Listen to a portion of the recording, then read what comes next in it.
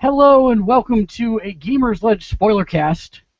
I am your host for the evening, Mark. Joining me all the way at the far left is Dave.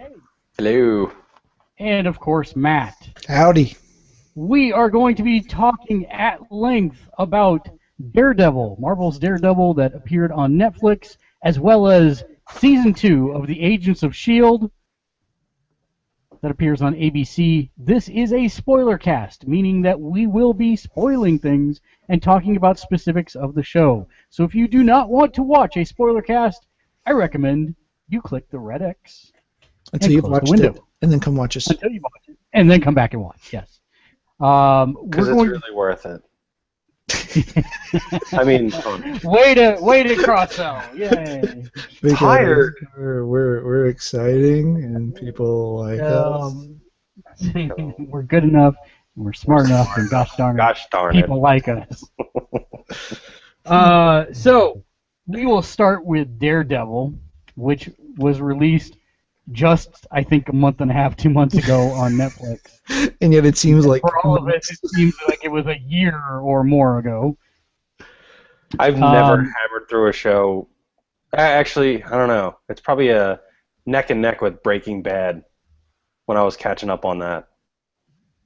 I think for me, the weird part was that we were binge watching it every day during the day and into the night. Normally we kind of do that stuff towards the end of the evening. We'll watch like 1 or 2 or 3 of a certain show. But this was like, I walked in, put my coat in the closet, took my shoes off, we sat down on the couch, and we power watched the first 4 episodes, then the second 4 episodes, and then the remainder in 3 days. Matt, was that your experience as well? Sadly, no. One, I wanted to preview it to see whether or not I thought it was okay for the kids to watch, or which of the kids it was okay for them to watch. And honestly, actually, for the most part, there wasn't that. Now, my youngest is turning 12 this Sunday. So there's a caveat. When I say kids, I'm talking about 12, 15, and 16, or almost those ages. So it's different than, say, Gith, who's got, 4 and 5-year-old or something like that. Honestly, the 12-year-old, my daughter, is actually the biggest Marvel Cinematic Universe, Agents of S.H.I.E.L.D. I mean, talk about a character or a show with strong female characters for a young girl to latch on to. Holy Agents of S.H.I.E.L.D. And actually ends up Daredevil, too, to a large extent. Not as prominently, but still there. So I wanted to preview the series before deciding on whether to watch it, and then I was going to watch it with my wife at the same time. Well, the springtime, if you have school-age children, is a schedule hell. So basically, I wasn't watching it until everyone else was in bed and everything else was done, and I was catching 1 or 2 episodes a night. On some nights, none, because just the way it worked out. Podcast nights, for example. So then here's my question for you. Have you read Daredevil? Not very much, to be honest. I usually, whenever it's a crossover, Spider-Man and Daredevil tend to cross over a lot because they're generally street-level heroes, right? At least before Spider-Man joined the Avengers, which, anyway. So usually, whenever I've read Daredevil, it's been in that context. I have read some of Silent Bob. Kevin Smith's run? Kevin Smith's run on there. I haven't read the whole thing, but I've read some of it. Oh, that was so good. So I'm familiar with the character, but I'm not intimate with the character like I am some. Dave, are you intimate with Daredevil? I wouldn't know. He's not. He was never on my top list, but I would often read trades that were recommended story arcs from them. I remember in particular loving that Kevin Smith story that he did. And actually believing that was going to be the original movie when they were doing that, because the rumors were heavily pointing that he was going to be directing it. It was going to be his script, which would have been the book he wrote, and it would have been so awesome. And wow. I say what you will. I don't think it was a horrible movie. I actually liked the movie okay. It wasn't great. Have you watched it recently? Yeah, I have actually. I watched it not long ago, and Yeah, it's me too. I had a contest to see which was the worst superhero movie, Daredevil or the Wolverine movie. You didn't have Ang the Lee's Hulk in Wolverine. there? No, that You is know, that's way another one better that than I this didn't movie. hate. It's Oh another one I gosh, I didn't hate, but hate that but movie. Hate. anyways, we're I'm we're not off a Anyway. big track. fan of it, but that's way better than those two piles. So am I good for spoilers here, because I obviously have read almost all of it. He's not one of my favorite characters, but at the same time, he's one of the worst characters in Marvel. And what I mean by that is he's one of the, like, that guy that gets everything piled on top of him for his entire life. That's what I mean by worst. It's like he has the worst lot in life. hmm But am I allowed to? Is Am I totally allowed to do comic spoilers here or no? sure. Yeah. Yeah. I mean, as long as you're not talking this week's issue, yeah. Yeah, it's fair Oh no, this game. would all be past. This would all be past stuff. But let's talk about the vampire. I mean, the secretary slash love interest for Matt Murdock. That's where I've seen her before. Yeah, she's from True Blood. She's like one of my favorite characters in True Blood. I haven't watched True Blood since season 2, so I totally missed that. Yeah, okay, all right, I'm caught up now.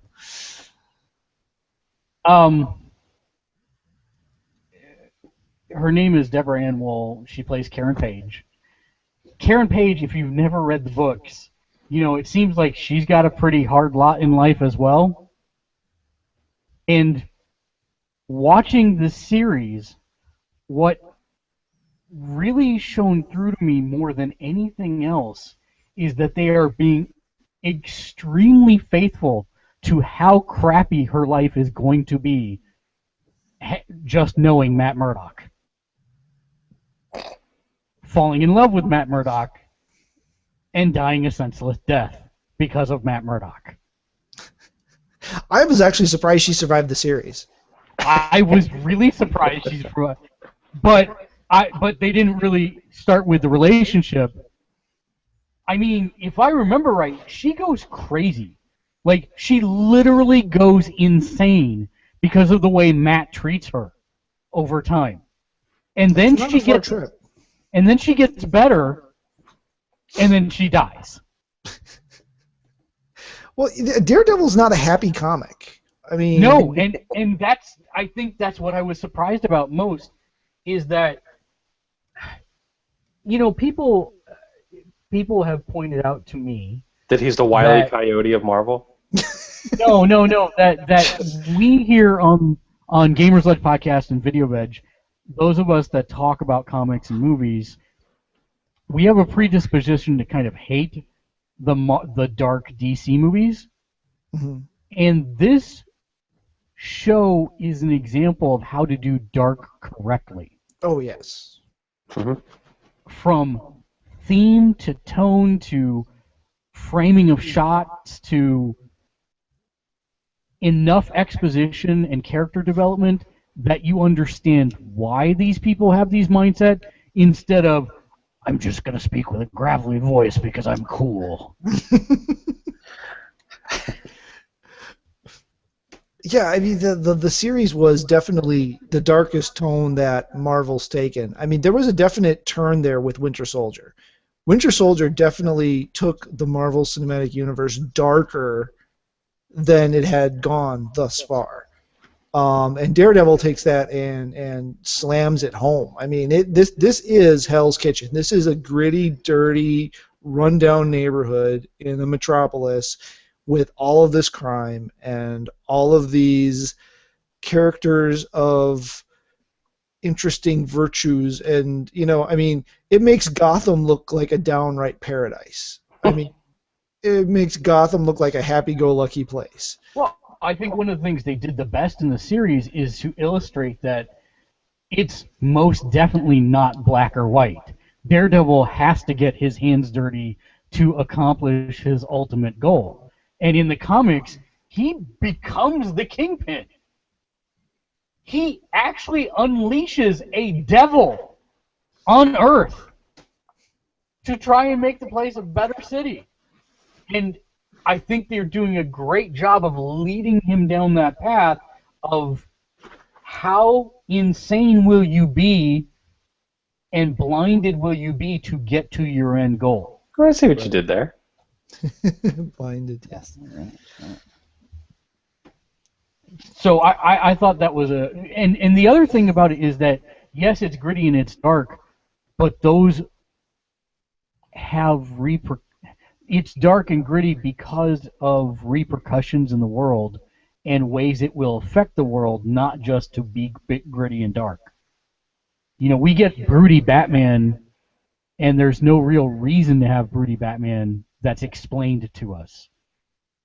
But we get Daredevil, who is a product of his environment, fighting for something he loves in any way he can. You know what my favorite part about the series was? I mean, What's if I can just take this to a more intellectual level, is how he would punch people in the face repeatedly. That was so awesome. Well, it was very unconventional. So Matt is superpowered in the sense that he can perceive things that normal people can't perceive, right? But he's not super strength. He's trained, but he doesn't have super strength. He doesn't have super durability. He doesn't have any. Definitely not. Oh yeah, hold on. Well, okay. He has super durability. I'm sorry. Well, okay, yeah. But in the context, I mean, He could take a licking. he could take a licking, but I mean that was part of his character. That was part of the character of get back up. You're stabbed. You're shot. You're whatever. Get that Chumbawamba video out of my head. No, I'm getting to the I know. which is Now I'm totally gonna get that scene, and I'm gonna edit. I'm gonna get that whole hallway scene there. and edit Chumbawamba in there But for the whole time. it is that while it's contradictory because of the tone of the song and what's going on the screen. That's exactly why I want to do it. It's amazing though. That is his life story. I mean, the son of Battling Jack Murdoch. You know, he take a punch but keep on going, get back up.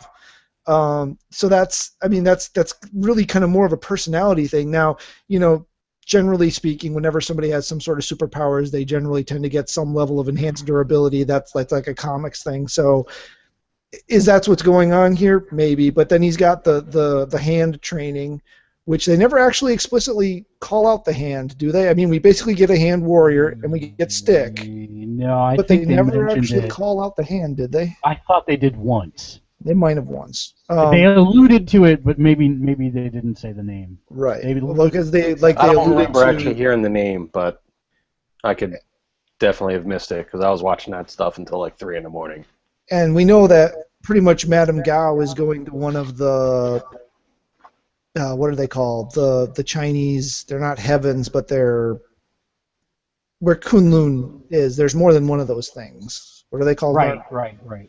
So Yeah, I know what you're talking about. I can't remember the name off the top of which my head. is a connection to Iron Fist Iron Fist or any of the Chi. and Doctor Strange. Right.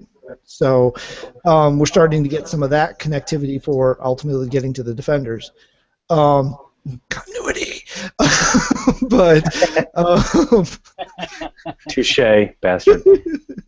but and even though the entire impetus for the story that drives where we're going at is still in continuity with the rest of the Marvel Universe because it's the reconstruction after the Battle of New York.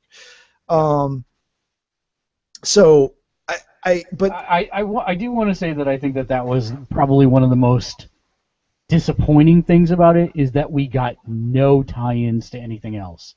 I would have loved to have seen, just Phil Coulson show up. I thought there was going to be a stinger at the end, and that was going to be it. It was going to be Coulson knocking at his door or something. Yeah, that would have been great, but we didn't get anything, which was a little disappointing. It was. I do want to talk about the best possible casting in the history of anything, and that is Eldon Henson as Foggy Nelson. Oh my God, yes. I have never given two rat butts about Foggy Nelson until this series. Yeah, he's knocking that out of the park. That was They amazing. could not have done I mean, between the writing and his performance, I He will killed never that be able to role. look at that character on the page again and not see him. That was Oh, phenomenal. that Just that was that was really, that was like Harrison Ford is Han Solo level of like defining a character. yeah, yeah. Um, And you then know the worst death of a series because he died in the wrong person's series. what? Hmm? Well, I got super excited to see Ben Urich. He's one of my favorite support Oh characters. yeah. No, I was so pissed because Ben is pivotal. He's the one that outs the Daredevil. He's the one that Outs I was really Kingpin. actually upset. Yeah, outs Kingpin, Outs but Green also Goblin. I mean, not outs. Excuse me, not outs Daredevil, but is the one that makes Daredevil, brings him onto the scene, right, gets right. him media publicity, and that didn't really happen here as much. And then how he died, just really. I mean, I guess it got Kingpin over, but still really It frustrating. seems so wasteful. Yeah. It does, That and that he was could have that was been. definitely one complaint about it. They just completely wasted an awesome character. I mean, Um, good performance hmm Oh yeah, and good character. Yeah, he was great. he did great with that role, and I mean, we could still possibly get Phil, his nephew, to come in later. Obviously, we want him to be less the way he was and more the way. But Yeah. I don't know. Then there's another one. So we saw a super villain who actually turned out to not be a super villain, but we got mention of a son who was in cahoots. So we may still What are see. you? Stop stop talking spoiler free. I forget that. Yeah. Owlsy. We had what the heck's his first name? Well, yeah, Bob Gunton was Owl, Well, and he I was. never even put that together. He was Oh, Owl. yeah. Well, he was Owlsy, who the character's last name is Right. Owlsy, who was the owl in the comics. Correct. Now he never becomes the owl. I mean, he never takes up that mantle. He's just a gang minion, if you will, a Well, mafia. we don't know. Well, we They don't could. They know. could. He could have, but they lay heavily that he has a son that was involved in his booking, bookkeeping, book cooking, whatever it was he was doing, financial stuff. So we still have an opportunity to have an actual owl. Well, he could still become the Owl, for all we know. Well, He was right. pretty dead. No, we can't. Yeah, he's pretty dead. He was very dead. Yeah, he's very dead. You're right. Wasn't just a mostly dead kind of thing. No, he's pretty There dead. was a lot of death in this series. I mean, basically Kingpin's entire entourage dies. I mean, the lieutenants all So die. let's talk except about for who didn't die, Gao. such as Stick. Scott Yep. Glenn is Stick. That was great. Another perfect casting. amazing Yeah. casting. There was Rosario Dawson as Night Nurse. Confirmed Awesome. for season 2. Yeah, I'm sure that'll probably lead into it. I really liked Vanessa Fisk. I wasn't sure I was going to, but we have kind of danced around this. Vincent D'Onofrio as Kingpin. Yeah. All right, can I just start off on that You look one? most like Kingpin, so go. Yeah. Bastard. You should have saw me in the interview today. My friend turned around and goes, "Man, you look good. Look, you're about to kick the hell out of Daredevil." I'm like, yeah. I actually really liked him in the role. A lot of people I know had a lot of complaints, and I think a lot of the complaints, some of the complaints I think are a little unwarranted, because people were just like, "Oh, Kingpin was always so sure, he was so confident, and he was showing a lack of some of that." Not only, but people have to remember, not only was this an origin tale of Daredevil, but this was also Kingpin's origin tale at the same time. Mm-hmm. So we were seeing an earlier Kingpin, and he hasn't even really fully come to power yet. He was just still gradually, working his way up. So yeah, I was okay with that after I thought about it that way. Like at first, because I was just like, "Oh man, this kind of sucks." But then I realized that I was like, "No, wait a minute." I was like, "He's starting out too." So this is an origin tale all the way around, from everybody. And I really I love the look. He had the look down, especially when he had his moments where he really cut loose, and he was just terrifying. And I Can think we that's what talk really about the scene where he destroys that guy's head in the yeah, SUV door? that's the one I'm thinking of. Just like you could see him commit Yeah. to the role 100%. There was no Vincent D'Onofrio left. There was, No. I am going to take my frustrations out on this guy's head. Right, and it's crazy because I heard he's a method actor. They really killed a guy in that scene. I think they really killed a watermelon in that. Yeah. But that was just brutal. Like after that, like anybody had any complaints of him in that role or the portrayal of Kingpin, I'm like either they didn't see that scene yet, or they skipped over it for some reason or something. Now, my one issue with that scene, and this goes to your point, but my one issue with that scene was him losing control. Kingpin, even when he lets loose in the comics, is always in control. He lets loose on purpose. He commits violence as much as he wants to, not because he goes into a blind rage and feels the need to puree brains with a car door. Yeah, but I think the difference is that, like Dave was saying, this is his origin story as well. Right, and that's where I was saying this kind of does work toward his point of by the end of the series he had kind of poured himself out of the fire, right? So yeah, it worked in the end. And his mannerisms, the way he delivered his lines, Mm-hmm. The way he spoke, it all worked for me. And the fact that they made it a story about two people with the same goal approaching it through two different dichotomies worked really well. Mm-hmm. And it illustrated the point of Matt Murdock may just be insane. Mm-hmm. I thought that was really, again, something different because it wasn't. We got story ingrained in the entire thing as opposed to here's the premise and I'm going to tell a movie or a TV show with a premise. We actually have a story to back it up. Mm-hmm. Yeah, but even in scenes like I made the joke I really liked when he punched people in the face, a lot. But the thing is that showed how those two characters are a lot more alike than they are different. Mm-hmm. And it seemed like the way they filmed them and everything was very similar. They did a couple scenes like that that kind of show that this isn't really both sides of the coin here. They very well could be the same side of the coin, just with one little minor moral tweak, and barely a one at that. So it's kind of neat how they're exploring the characters already in that, and they're just doing a great job. I have to give props to this one for great intro of an explanation of a costume. I mean, lots of times we end up with costumes in movies simply because that's what they had in the comics. I really liked that whole.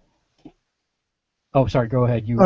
But I mean, explaining why he's wearing it. There's a he come out in episode 1 and say, you really could use some body armor, and it kind of becomes a running joke throughout the series until that's actually what happens is, finding out that the Kingpin has this, super mithril material that, he can make a suit out of that.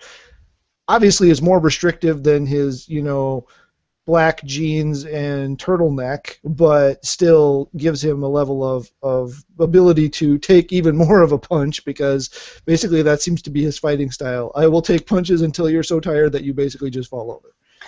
Lead with the face. But that hallway scene, I mean, that hallway scene in episode 2. No, go ahead.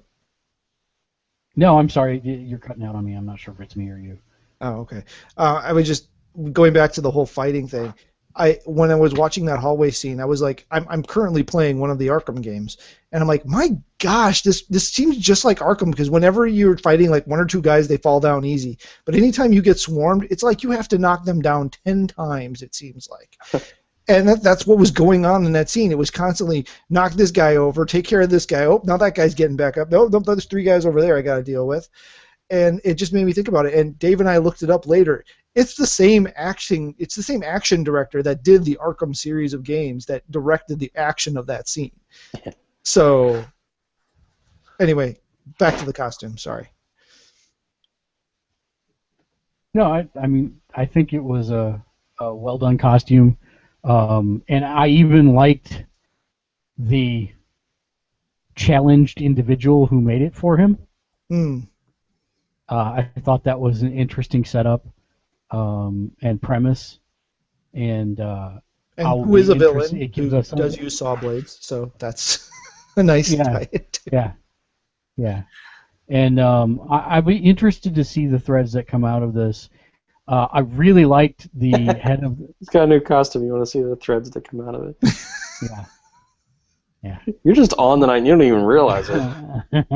I'm interested to... I really liked the whole setup for the hand and the leader of the hand. That whole fight was amazing. That was ridiculous. And on top of that, the way it ended with Kingpin coming in and beating the hell out of him after it was done, completely what Kingpin would have done too. Mm-hmm. So brilliant. I mean, good understanding from the writers of the characters, and the only thing we haven't seen yet, which I'm hoping for in season 2, is we see Daredevil kidnap Vanessa, because that's one of the things that happens in the books as well. Okay, so Vanessa is a comic character. I was not familiar with her. Yes, is a comic book character. I don't think she meets a happy ending, but I can't remember for sure. It's Daredevil. Nobody meets a happy I ending. was just trying to say, yeah, pretty much. Pretty much. All right, final thoughts on Daredevil, and then we'll head to Marvel's Agents of S.H.I.E.L.D. Season 2. Dave? Great show. The power through. I love, if you just watch one episode, just watch episode 2. I love the whole, the hallway scene, the homage to Old Boy scene, if you will, all one take. We actually, Matt and I did research it the one night. That scene is so much more impressive than what you even see on screen, because they had so little time to put that together, and it is all. Wasn't it? Yeah, it was what? It was like a week. Yeah, it was. And to boot, 2 stuntman swaps. 2 stuntman swaps, all one take, and they did it. It's wow. Like that's just dedication on everybody's part that they pulled that off. They such a great job on the series. It makes me so excited to see the rest of the Netflix series that they're going to have. Wow, they did a great job. I agree. It was a great show. It was a great partnership with Netflix. Netflix is a perfect vehicle for this. The format was just right. The effects budget and level were doable to the point where nothing got weird or looked stupid. They didn't overdo effects either. Right? No, they didn't. I mean, there was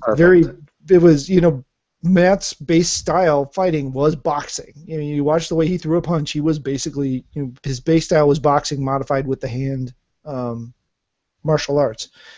But a brilliant way to do a street level story, still within the same universe, still with some, albeit minor, connectivity, so that if at some point in time they do want to drag it into a larger scope, Infinity Wars, they can.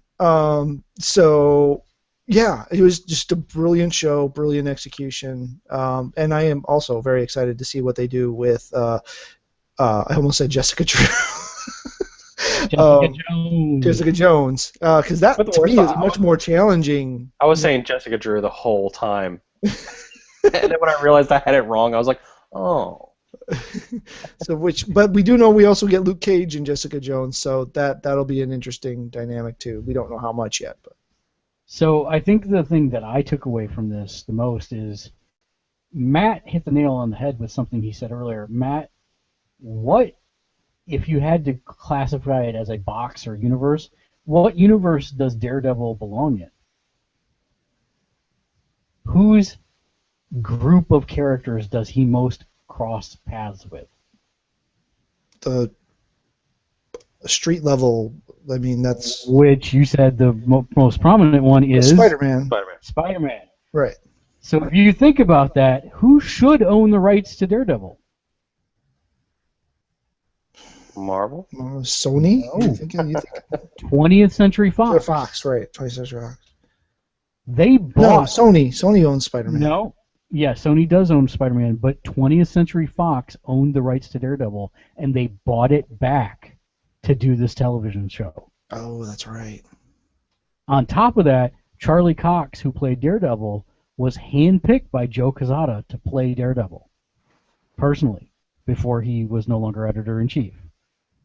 And so I think, despite I think that Joe Quesada can't draw his way out of a wet paper bag, I totally applaud his choice in this matter because, man, it paid off in spades. So that's on Netflix. Check it out. Let's talk about ABC and Marvel's Agents of S.H.I.E.L.D. Season 2. I will start out by saying, holy crap on a crap cracker, was this a good season. I don't know how people are still hating on this show. It is flipping amazing. Did we watch the same? No, I can't even do it. I'm sorry. That was great.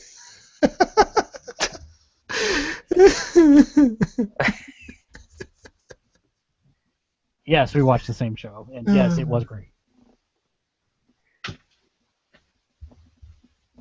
Really? Nobody has anything else to say? Oh, I was waiting for you to go more. Yeah, I thought you were about to roll, man.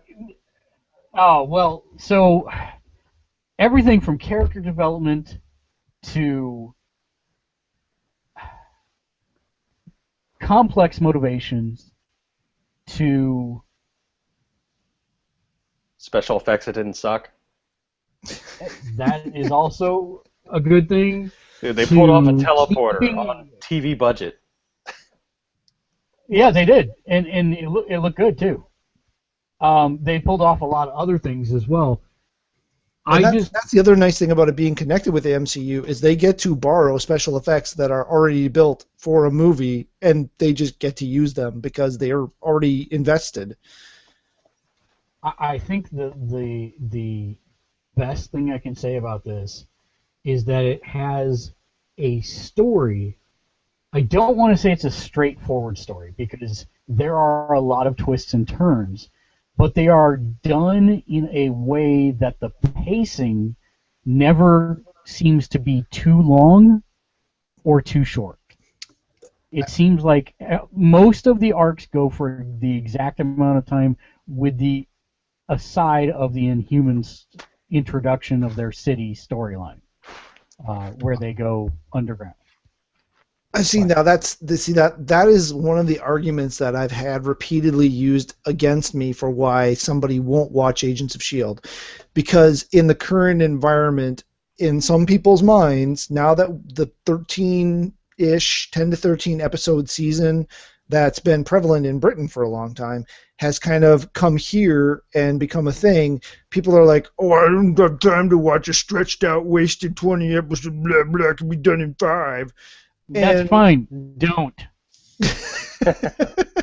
But that's the thing, though. I mean, season 1 arguably had some pacing issues, if that's an issue for you, right? Especially the first part of it. I mean, I agree. It wasn't, it's not, It was a Whedon show. It was a Whedon show, and it still is a Whedon show. But they've gotten to that pacing that if they would have gotten to with Dollhouse sooner, they could have probably saved the show. Oh. But they got to that pacing at the end, post Winter Soldier, and then into season 2. It's like I started to think, oh God, they're going to drag this alien writing thing out all season. They didn't. It was, what, the first 5 episodes, maybe? 6? No, it was a little more A than little more that. than that, but It I mean, it was. wasn't just that, right? I mean, it built up, Right. and it didn't hang at that kind of almost built up climax. Once it built up, it climaxed, and it finished, and then we moved on to the next thing. It impacted. Smoked a cigarette. I mean, it impacted, and then that's the thing too. I mean, there is definite impact from everything that has happened the entire way through. I mean, everything that has happened to these people carries through. It has an impact on how they interact. It has an impact on the actions they take in the future. I think it was brilliantly paced for a standard, normal North American TV series of 20 some odd episodes. I think it was paced perfectly. There was one twist I didn't like, but the payoff worked, so I'm fine with it.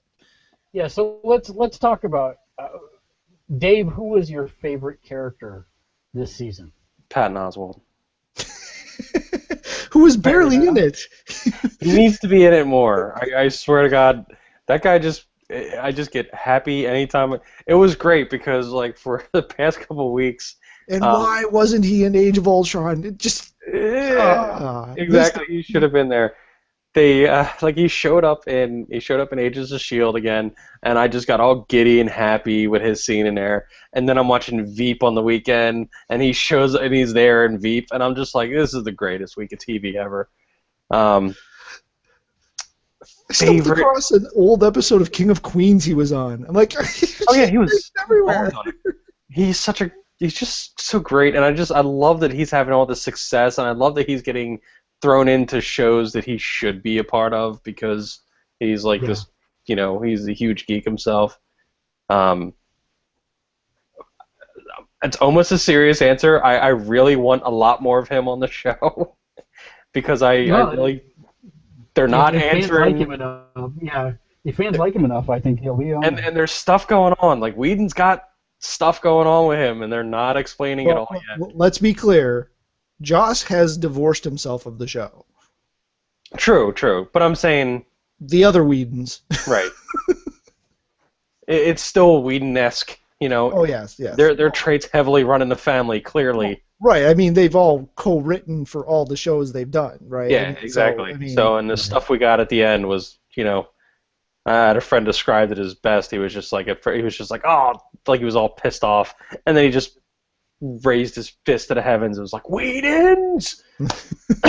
And it's a true statement. Like they do that all the time, and like the big twist for them is one day somebody's going to be okay at the end, and we're going to be like, and people are just going to be like, no, it's a dream. It's an alternate universe.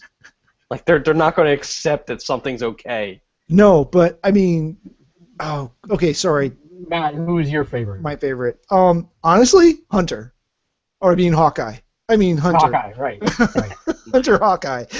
He is Hawkeye. I mean, Hawkeye from the movies is about as far away from the Hawkeye of the comics as you can get.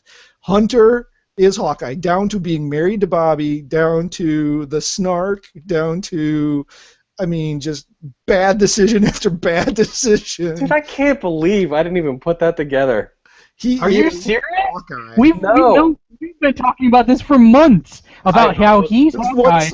In Avengers, we have not Hawkeye. Yeah, I felt that when we first kind of got him, but the minute we knew he had a relationship with Bobby, I'm like, yep, that is Hawkeye. Yep. That's totally Hawkeye. That is... I like him so much more now.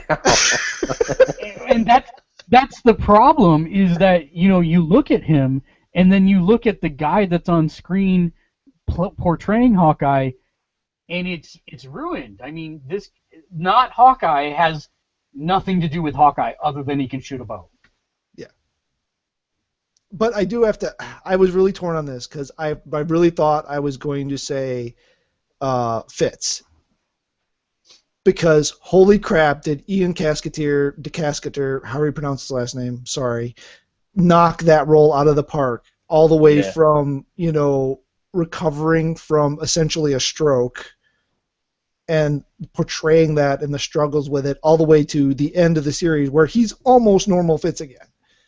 Except he likes to go out on missions and kick ass. Um, Mine's gonna be, I think, a surprise for you guys. Mine actually was Cal, Mr. Hyde.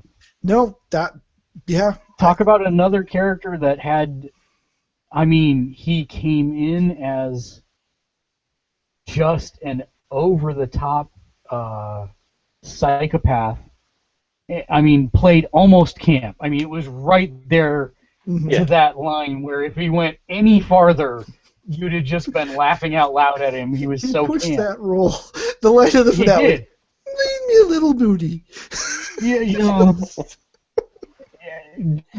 just, and then as the scenes with him and Sky Oh, were yeah. almost every single one of them were heart wrenching. I mean, just That final scene. Oh my God, gosh. yeah, God. just and props to Kyle MacLachlan. I mean, he almost made me forget that Showgirls ever happened. That was just on. That's been making a cable run.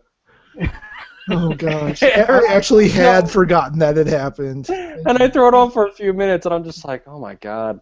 Like, how did his career come back from this? But I really really like, and I'm with you, Matt. I liked everything they did except the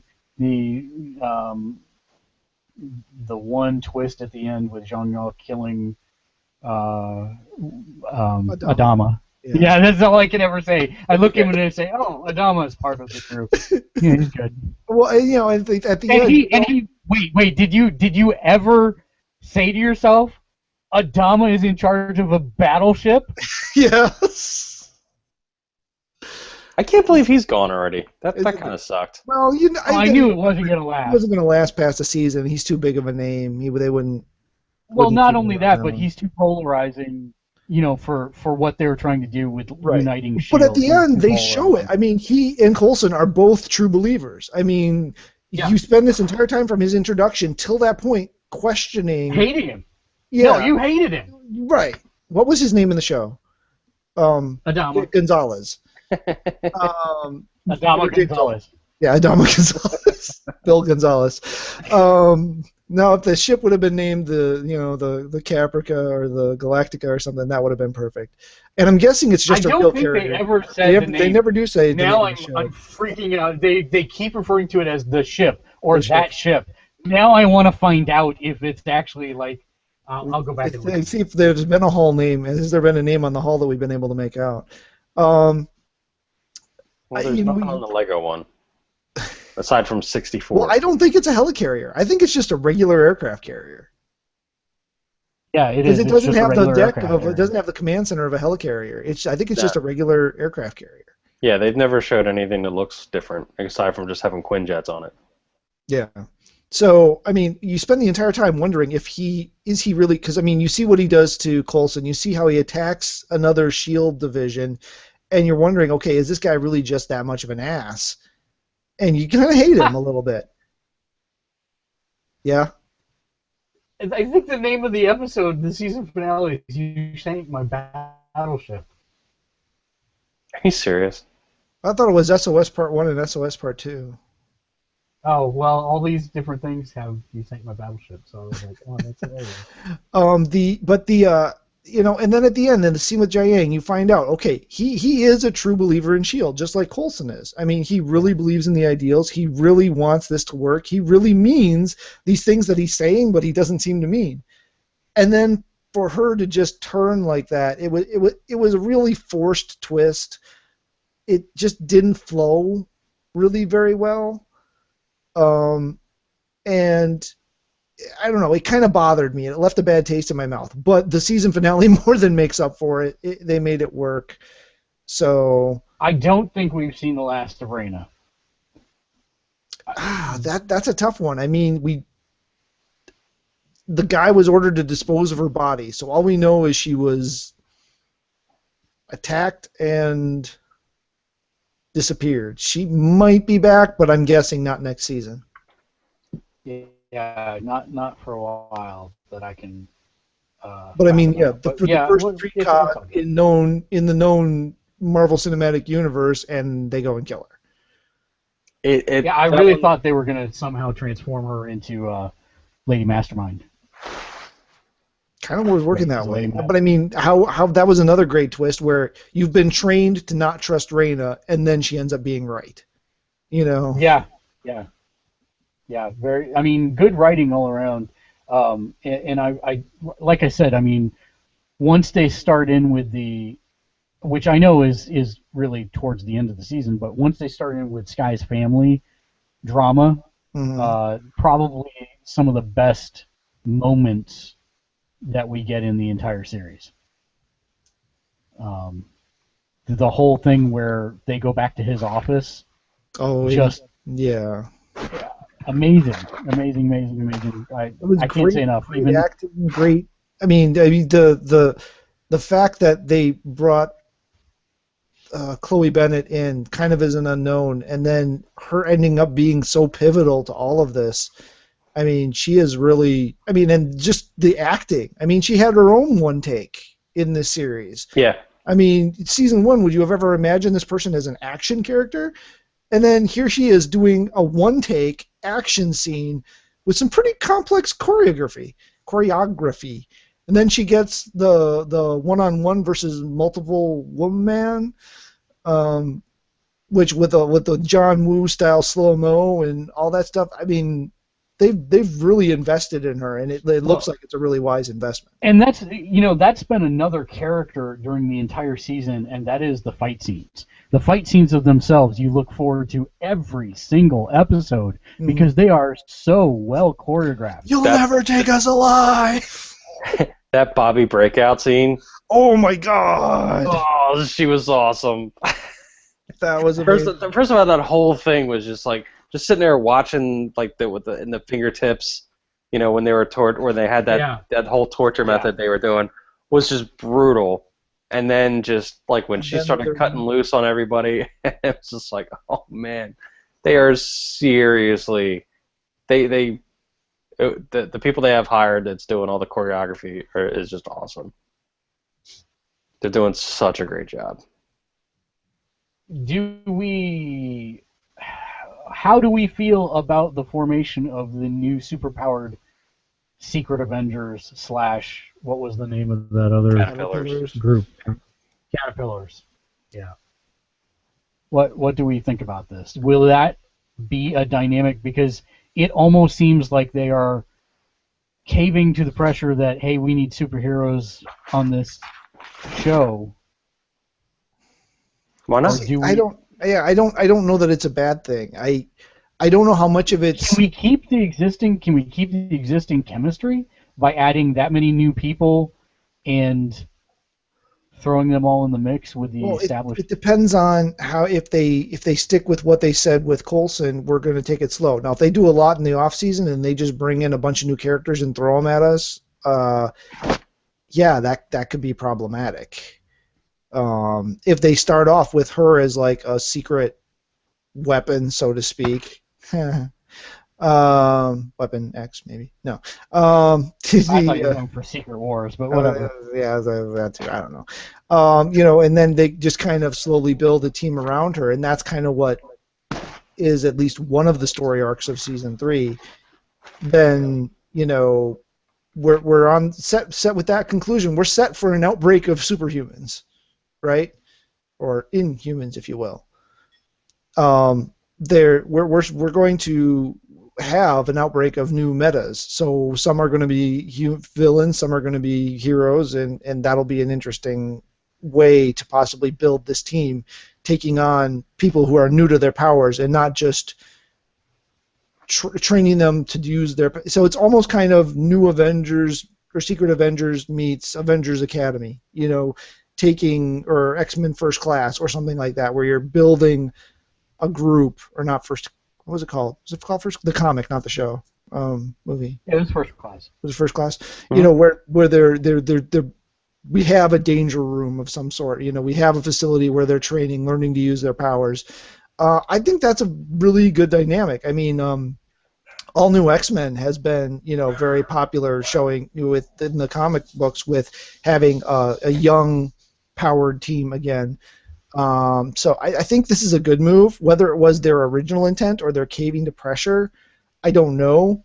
But I think they've progressed it in a way that's natural. I mean, they realize that they're going up against threats where their normal stuff is no longer going to be adequate. So they need a secret weapon. So my follow-up question: do you think Lincoln will be on the team? Personally, I hope so. I mean, that would be a good second, right, to Sky's basically being set up as the commander, as the leader of the team. Nice, it's a standard power set, right? Energy projection. I appreciated what he did. We didn't get to see him enough, really, for me to really. He didn't blow me away, but he didn't turn me off either in that role. So I think that would be a good first choice.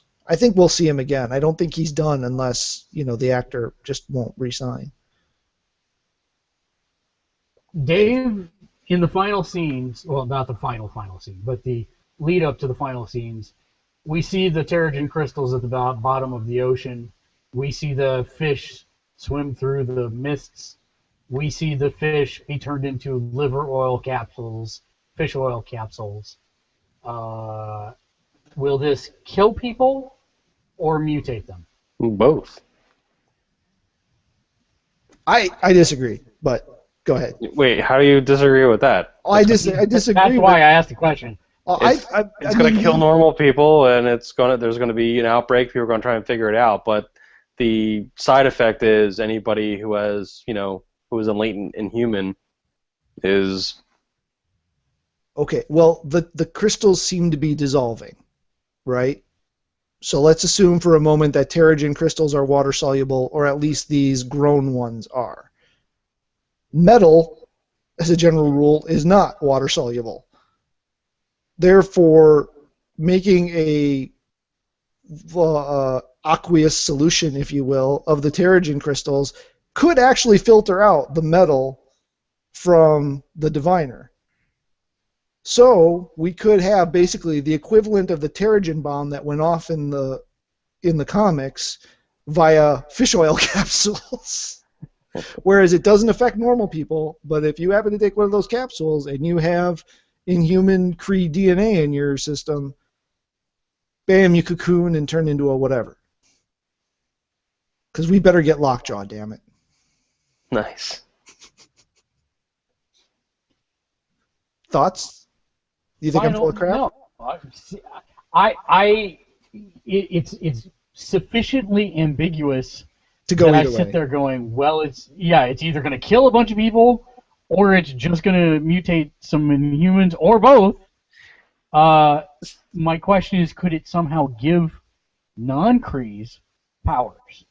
No. That's, and see, how many from Inhumans can we have? You know what I'm saying? Apparently, they want a lot. My thing on saying both is I think it gives you the initial foil, basically, to start the season. You're just going to have like a bunch of odd, unexplained deaths around the country that, for some reason they're called in to figure it out because, there's also, they're going to correlate somehow that there's a huge bumper crop of Inhumans showing up along with all these deaths. So they're going to, tie that together and then kind of see that as related. And then that's going to be your initial, quarter of a season arc, I guess. And that leads to maybe people joining the team, bad guys, the works. It's an easy setup. So, one of the things that I am wondering is we have to eventually see Black Bolt and most likely Crystal and all those different things. Better be Lockjaw. Better be Lockjaw. Better damn well be a Lockjaw.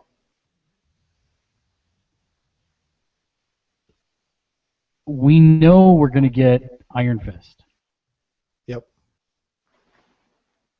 Do we think that somewhere down the road here, in order to start tying the Inhumans together and all this different stuff, that we might see possibly Fin Fang Foom.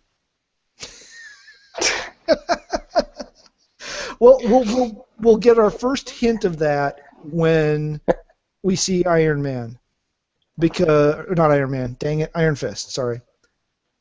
All I hope Because is that his they final require, trial is going up against a dragon. and all I want for that scene is for him to have to gather 7 different orbs. Wrong continuity, my friend. Sorry, no. No Dragon Balls here, please. But yeah, I mean, if we get an actual spirit of a dragon that Danny has to go up against, I'd say it's possible. But he's probably tied up in the Fantastic Four license since he's primarily associated with them. Is he really? Well, that's my primary association. I could be wrong. It's Iron Man and Reed Richards. I guess it would be a tough call because I'm more familiar with him from Iron Man. So that would be interesting. That would be interesting. It seems a little too fantastical for this universe, but I mean, we're going to get Stephen Strange, so anything's possible at that point. Yeah, but I think we will have to see the introduction of the Inhumans, which... Do you mean the Inhumans that we're used to from the comic books? Correct. Because there was implied that Jiang reported back to somebody, but it was just kind of shuffled off quick, and you didn't really get anything more about it. Let's talk about the final. Oh, we got to talk about one more thing before the final scene. Okay, go ahead. Winter Coulson. What's your one more thing? You mean Return of the Jack Coulson? Yes. They pulled the page out of the Star Wars book, and lopped off Coulson's hand. I'm still in favor of the Deathlock arm for Coulson. Deathlock arm. I mean, basically the same thing, right? I mean, we think he's got to have some kind of artificial arm coming back next season, right? They're not going to leave him the one-armed Coulson, are they? I doubt that very seriously. You got the one-eyed general with Fury, but I have a hard time seeing them leaving it. So Mark thinks it's going to be Deathlock technology, since that's what's been introduced in the show. And then it could lead to another one of those great scenes. Oh, that's what that does. There's another thing, Destroyer technology. Could they use Destroyer technology to build him an arm? Could they? I mean, otherwise I would say they just call up Thor and take him to Asgard and have him grow him a new arm. But even Thor now has a character, not the god, because you got to separate those two. Oh, they're calling him Odin's son now instead of Thor. So, Odin's son, well, before Secret Wars, anyway, had a Uru arm, a mechanical Uru arm, kind of like what's his face from Full Metal Alchemist, you know. Yeah. So there's lots of possibilities. I kind of am partial to it being some extension of the Winter Soldier program, that they find the records from the Hydra stuff that they've got, and they basically make him a Winter Soldier arm. Or Coulson that lost his arm as an LMD, life model decoy. Man, that is one thing that we kind of got all dead wrong. We were all hyped up about that, but we still don't know what the heck's up with Patton Oswalt and his 42 brothers. Yeah, all I have to say is we got the introduction of potentially Cloak and Dagger this season, so I'm happy. Yeah. Well, I was very happy to find out that his girlfriend was going to be Dagger, and that Cloak, even though it's not his origin story, I'm down with it. It's fine. So the final scene. Final scene. What does it mean? Gemma is scooped up by the device, apparently to her death. My girlfriend screamed, "They were gonna go on a date finally!" And Edens! yes, that was exactly it. Oh, you're gonna be happy? You about to get what you want? Oh, look, you're all happy. Look, you're all happy. You're all... Yoink. Okay, so Yeah, literally, yoink. literally, yeah. Like So they weren't even being obvious. They were being so obvious about this. We're just gonna yank this away from you. but Even the so, way that she was yanked away from the from the screen. camera, yeah. Like Yeah. I mean, Sucked in. Very reminiscent, actually, of Gravitron, who we still have not seen the resurgence of.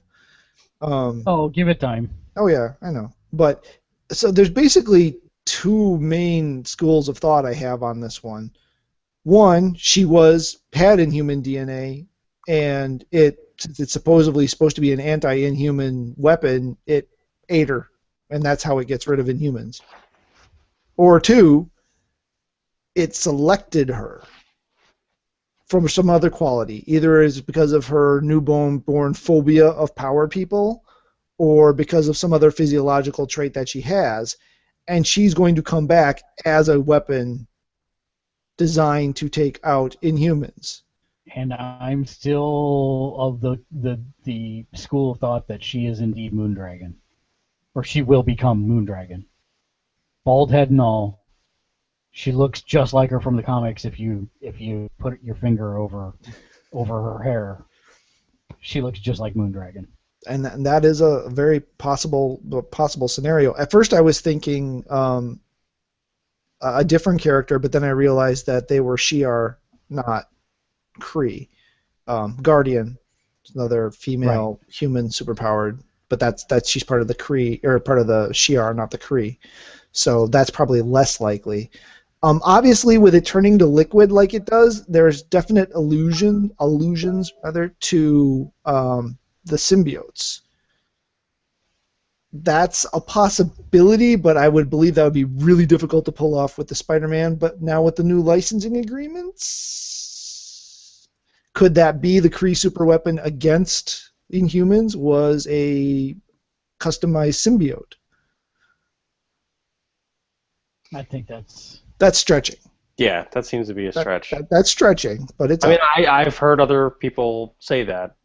Apparently, they were also 6 years old, and they just really like Venom. But it does make sense. I can see why people would say that. I mean, because that's exactly what it looks like. But I'm kind of in the camp where it's just gonna, like Mark was saying, she was selected to be, like, it's a weapon against Inhumans, so fight fire with fire kind of thing. And it's selecting her because maybe it sensed her feelings toward, that sort of thing, so it's going to grant her the ability to take them out in some fashion. Yeah, and that's actually one of the things I liked the least in terms of character development was her sudden let's kill them all attitude. Yeah, that was a bit forced. And I think that specifically has to do with this. That's how it seems now. It rubbed me the wrong way the whole scene. Yeah, it rubbed me the wrong way since it started happening, and I can only see it playing into this. Right, and then I only don't like powered people that aren't my friends too. I mean, that was just really. I mean, I thought maybe they were going for kind of what's the Human League against the mutants? Is it just called the Human League? The one that what's his face? The priest's kid. Starts in X-Men. Really, he's not. Stryker. You said Human League, and Mark's not breaking into 80 songs. No, I know that's. It's cutting up on me, so I can't really hear what you guys are saying. Sorry. Anyway, I was thinking maybe they were building up to trying to build a group with a Stryker, a Bill William Stryker-esque group against powered people with that, and she was going to end up being a pivotal part to that. But yeah, it seems like it was leading up to this finale scene. Final thoughts. Go ahead. My love-hate relationship with Ward continues. I think I think that that Brett Dalton has. I mean, for all the crap he took about Ward, for the beginning first half of the first season, he has nailed the psychotic nature of Ward so well in season 2, not being in the entire season either, but I mean he's just really embraced this role, and it's kind of creepy, but you know I knew what was going to happen the minute May said, "Don't lower your guard till you see my face." I knew what was going to happen. Mm-hmm. They And it telegraphed that happened, one. and you just gotta almost feel sorry for the guy. I mean, he genuinely, in his own twisted, psychotic mind, cared for her, cared for Kara, and then he puts 6 in her gut, you know, or 4, however many it was, you know. I mean, she was obviously dead. I mean, there was no recovering of this. And then you see him rebuilding Hydra at the end. You're like, oh. Well, let's talk. I want to talk about, for one of my final things, the best line possibly of the entire series. I'm the guy that kills Gordon. Yeah. Oh, Mac. Man, we didn't even touch on Mac. Oh my God, how do we not hit Mac? You know, I mean, that guy is physically imposing in every way, shape, or form. And we don't have a lot of backstory on him. So, I mean, is that why he's so anti-violence? I mean, did he do something in his past that, you know, just because I don't know, he but can? man, to hear that come out of his mouth, I'm like, oh, snap, Gordon, you're a dead man. And then, Of course, then he ends up dying. Yeah, but he didn't kill him, but still. He didn't kill him, but he did chop off Coulson's arm, so he kind of owes me. Yeah. But yeah, No hesitation too. He wasn't even waiting. He just whack. that's exactly why we're never opening that box in 10,000 years. Yeah, and he'll be back now too. So that was a character I was getting ready to let go of, and now he's probably coming back. So that'll be great too. I'm interested to see where it's headed, and if you weren't, maybe Raina won't be back because I didn't realize that she'd been cast in AMC's Preacher series. Oh, really? So, yeah. So interesting, but yeah, I say you know, definitely check out the season if you've not done so already. Fantastic.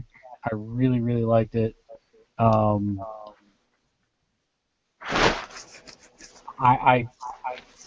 say start at the beginning and binge it, watch your way through them. You'll be impressed.